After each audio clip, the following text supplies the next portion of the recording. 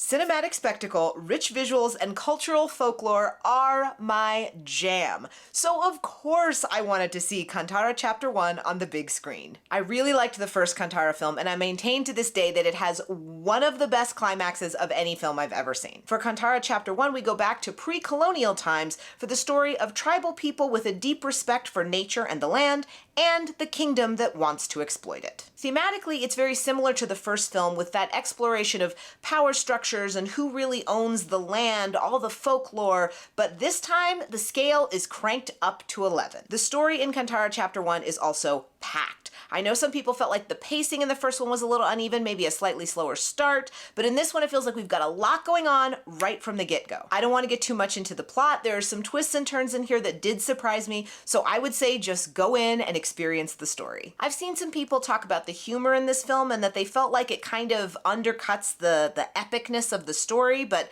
for me personally, I didn't really find that was the case. When I think about a film like Lord of the Rings, you can have these big epic battle sequences, and then you can cut to like Legolas and Gimli or Merry and Pippin for a moment of comic relief, and for me, the humor in this film felt kind of along those lines. Every frame of this film is gorgeous. The colors, the way the forest feels like it goes on forever, all the details in the sets of the kingdom, and especially the CGI animals are just breathtaking. Watching this movie on the big screen at a movie theater is truly a feast for the eyes. But no conversation about Kantara is complete without heaping praise on Rishab Shetty, who is the creative force behind this whole thing. In my notes for this review, I wrote down his name and a bunch of exclamation points like 7 different times. Not only is he the writer and director, but the commitment that he puts into his performance here is next level. The physicality here, the way like his entire body changes, I was blown away. So I just loved Kantara Chapter 1. I really love